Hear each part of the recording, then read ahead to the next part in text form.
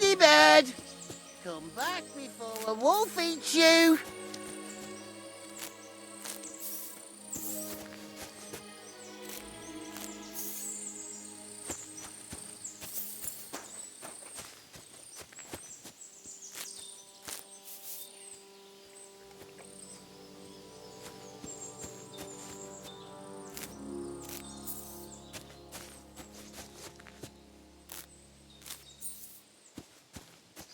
Ladybird, come home.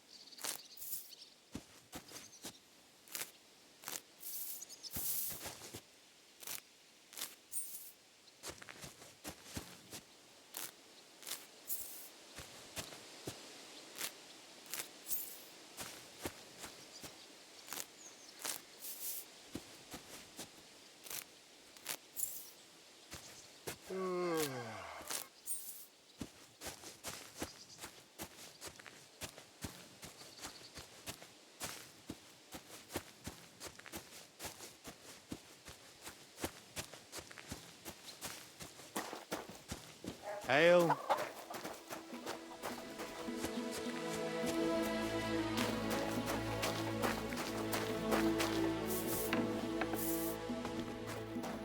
Greetings, my friend.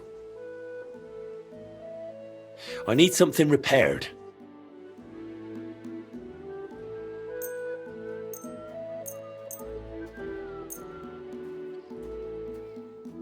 I'd like to discuss the price. But of course. Do we have a deal?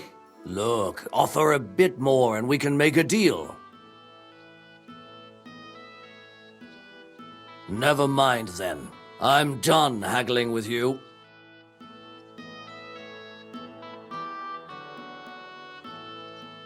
What do you need? Hurry up. I don't have all day. Show me your wares.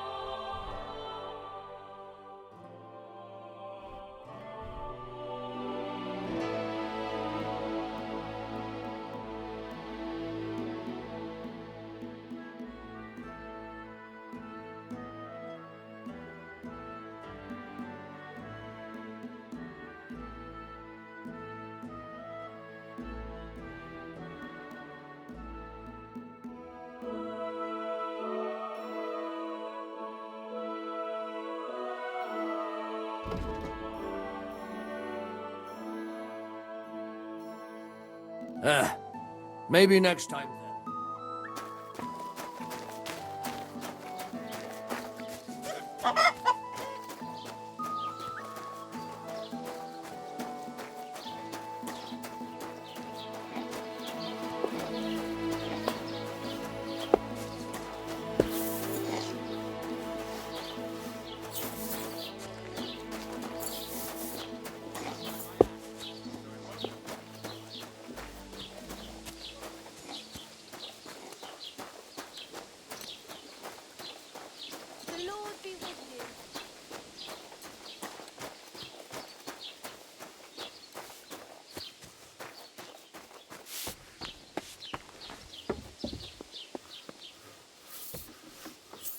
Hau ab, du Bettler!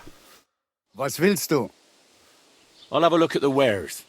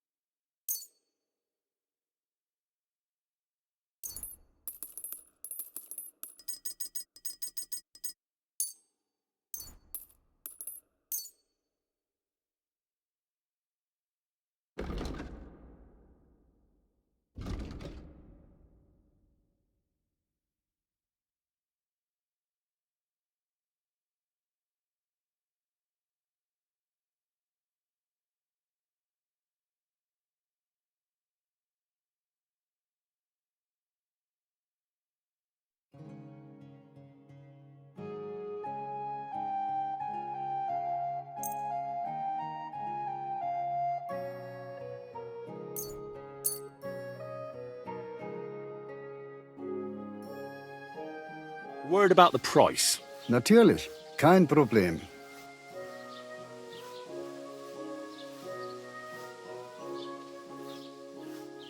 How's this? Well, if you offer a little bit more, we can make a deal. Sehr gut. I can agree to that. Pleasure doing business. Take care.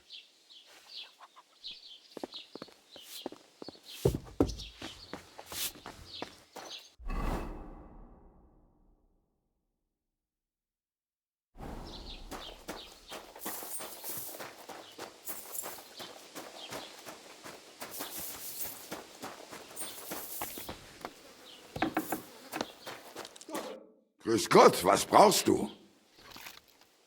Show me your wares.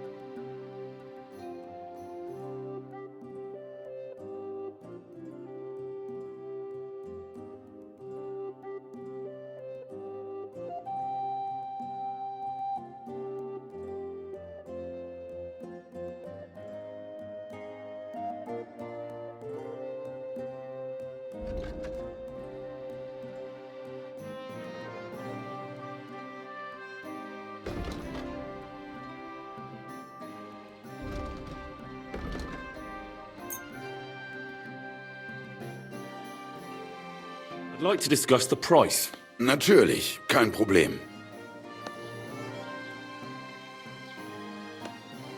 How's this? That's quite a sum. Lower your price a bit and we'll make a deal. Sehr gut. I can agree to that.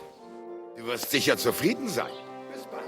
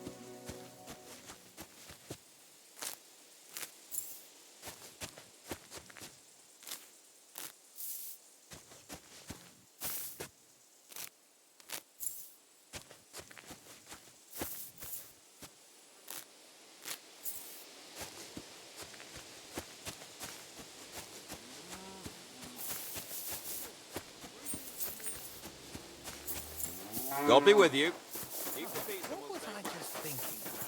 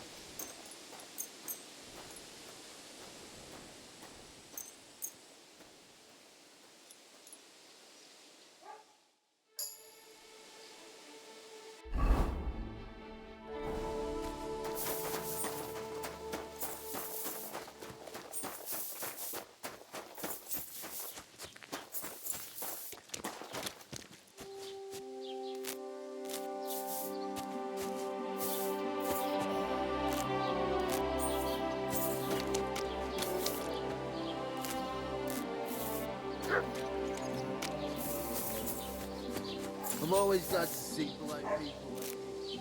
God be with you.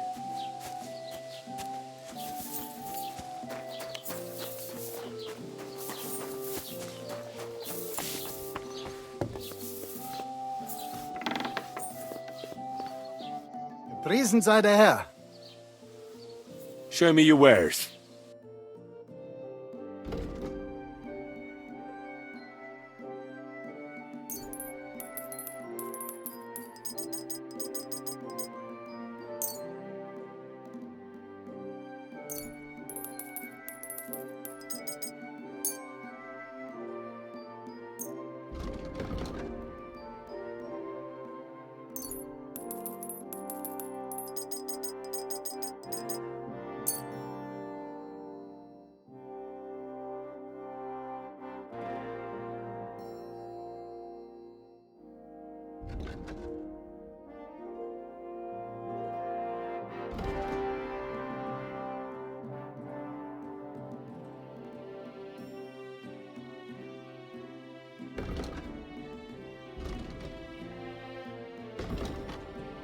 Word about the price. Gut, dann mal los.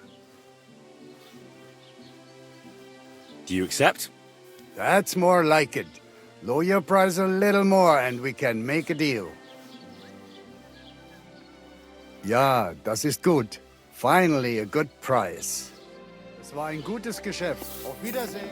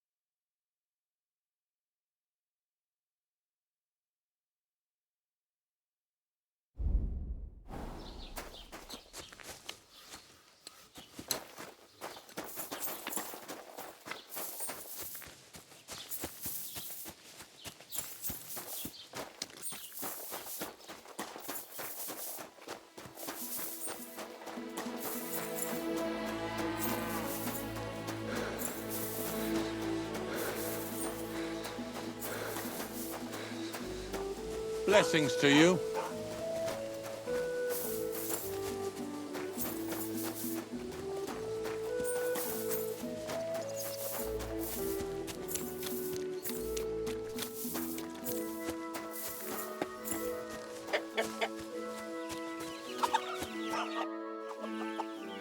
Are you the one they call Straw? Yeah? Why? I know everything. I know you buried Roman's body in the woods. What? How could you? That's not true. It's no use trying to wriggle out of it. I have a witness. Shit. Fuck. I didn't want nothing to do with it, I swear.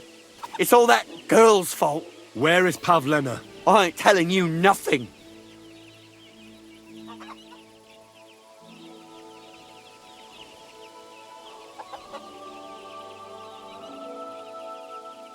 Don't try any charades with me.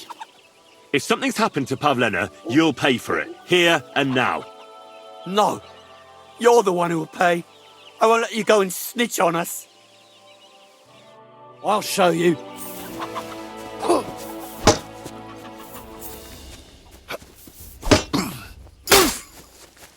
I yield! Mercy! Had enough! Enough! Enough! I'll tell you everything. We didn't want it to end like this, I swear. I'll tell you everything. Speak up! Well, it all began in the tavern. We were boozing with Yakish. He don't go to the tavern much, but when he does, me and my brother go along too. Even though we're just his hired farmhands, he buys us wine. Yeah? Go on. When Yakish got drunk, he started remembering that day when his wife and son died. It happened during childbirth.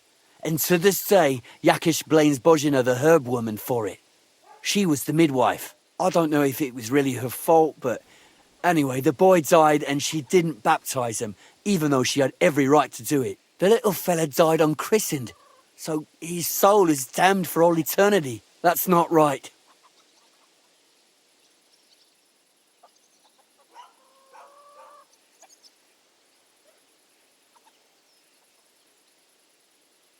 Now, save your bullshit for someone else. I'm done listening to your tales. Where's Pavlena? It was Yakish's fault.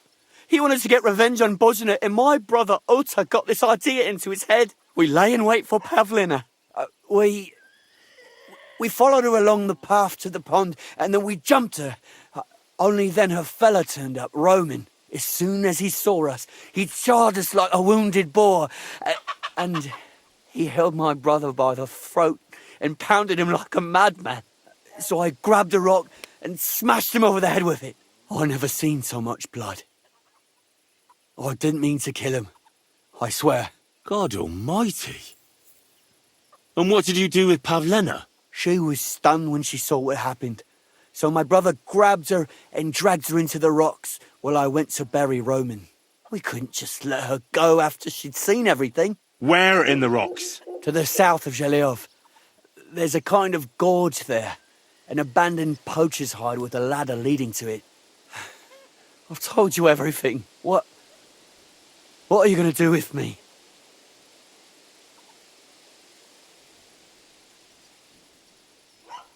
Both of you should be tried justly for what you did. I'll take you to the bailiff and leave the rest to him. Kurva, I really didn't want it to end like this. I brought you Slavobor. They call him Straw, from Yakesh's farm. He and his brother attacked Pavlena and killed Roman. Then Straw buried him in the woods. For the love of God, Straw! Is this true? We didn't mean to kill anyone. We just wanted to give Pavlena a scare, and Roman went for us. It was self-defense. Henry, is it true what he's saying?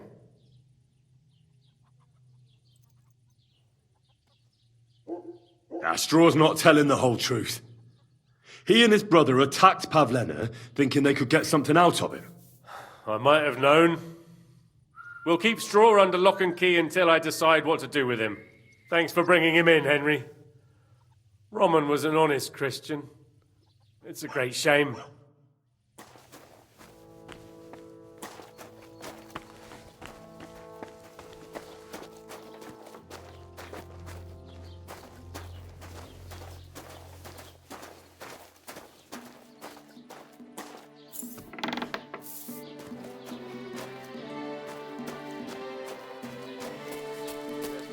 God grant you health. As the local scribe, you know a lot of things, right? I'd say so. In this province, not a squirrel farts without my knowing. So, if I needed to get something, you'd certainly be able to tell me where, right? Depends on what you're looking for. Don't involve me with anything dishonorable. No, don't worry. I'm just looking for some armor. Armor? Well, unless you want to join von Burgau's retinue, I don't think I can help you. But try Radovan, the blacksmith in Tachov. He might at least sell you an iron helmet. You don't know of anything better? Aha!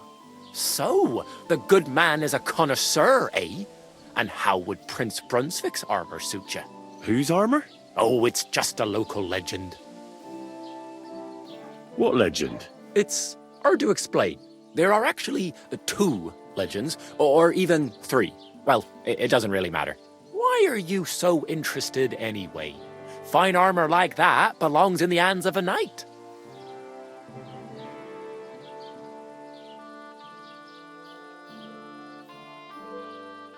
Are you saying I don't look like a knight to you? You? Not unless they started knighting village yokels.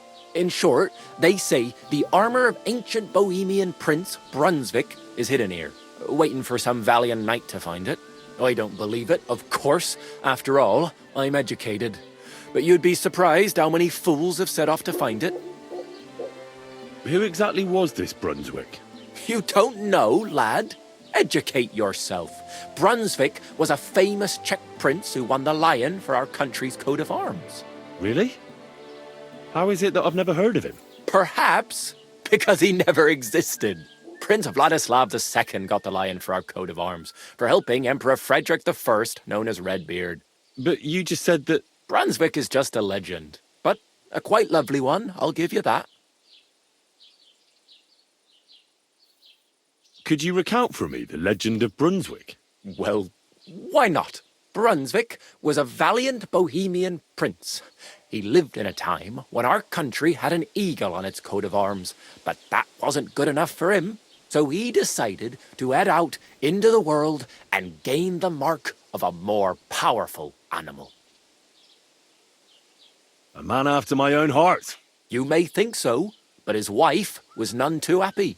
Her name was Ludmilla, and she begged Brunswick 100 times to stay home, but he just couldn't be persuaded. Still, he loved her very much, so he took her ring and told her that unless someone came and showed her that ring during the next 7 years, she should wait for his return. But if he failed to return after 7 years, that would mean he would never return.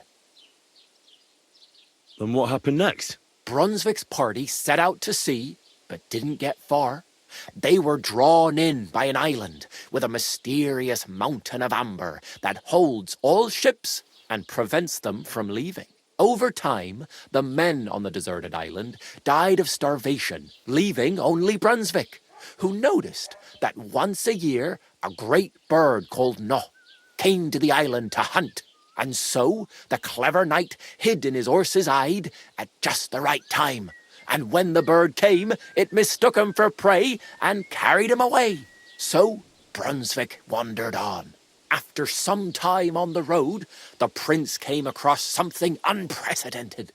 A duel between a lion and a 9-headed dragon. So, what do you think Brunswick did at that moment?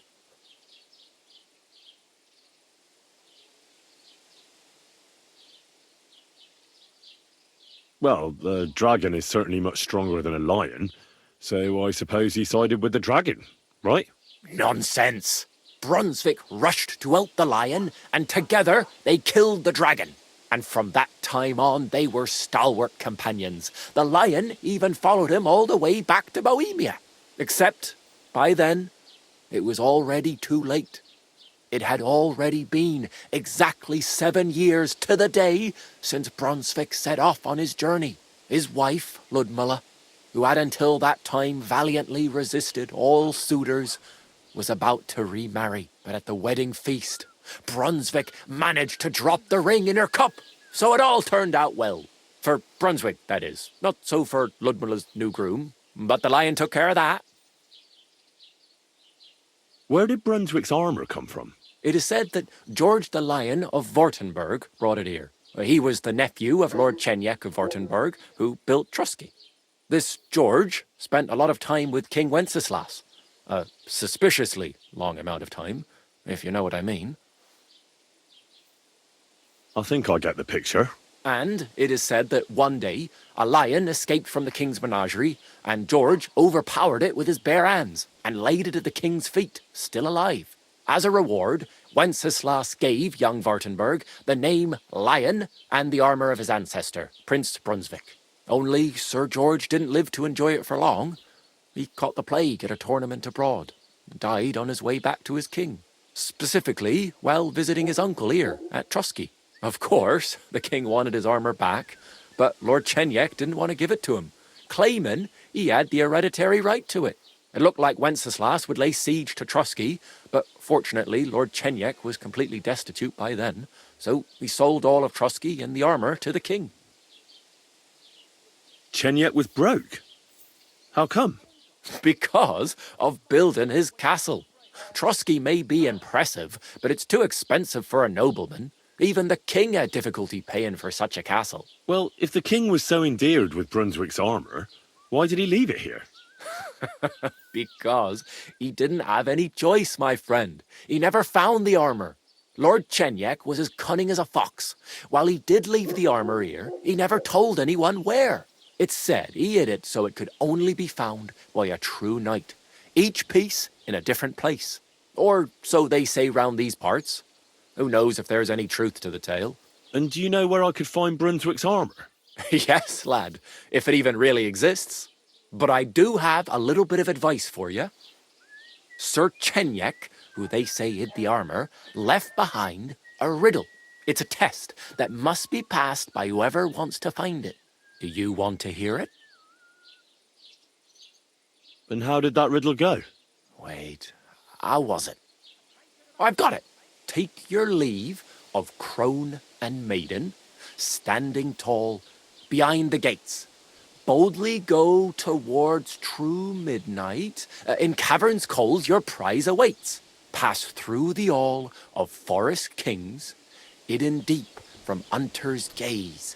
Standing tall, 2 guards of stone. Behind whom yearned for treasure lays. Between them stands a mighty rock. A subtle niche, yet deeper still.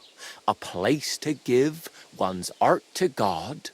Behold, my armor gleaming still. The crone and the maiden towards midnight. We've got east, west, midday, midnight. Bloody hell. I think I know where it is. Really? Well, seems you've got something between your ears then, lad. And you know what? I've got something else for you. Sir George, who previously owned the armor, wanted to have a nice poleaxe made in Prague too, but he died of the plague before he could do it. I'm not too certain about Brunswick and his armor, but this is certainly true because I have a copy of George's order here. Here, take it as a keepsake. And now go.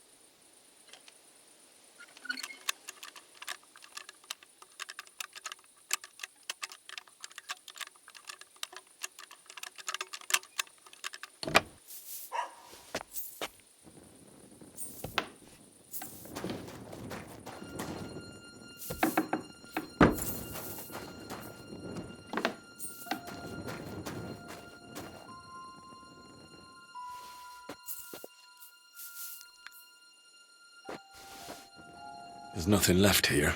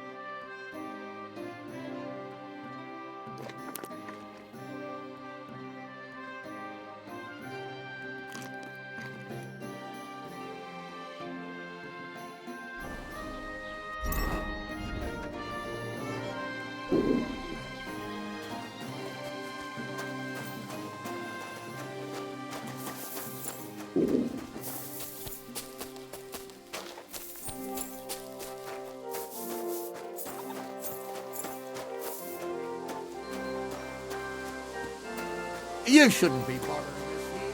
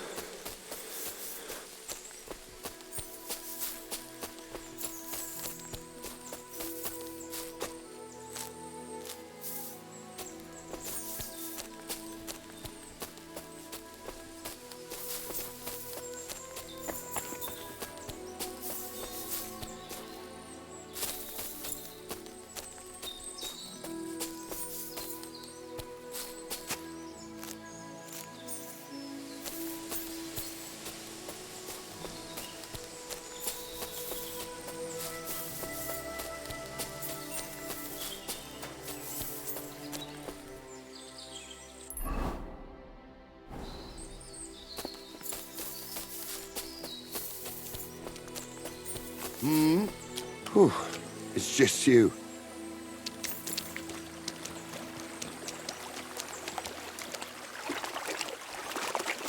Careful.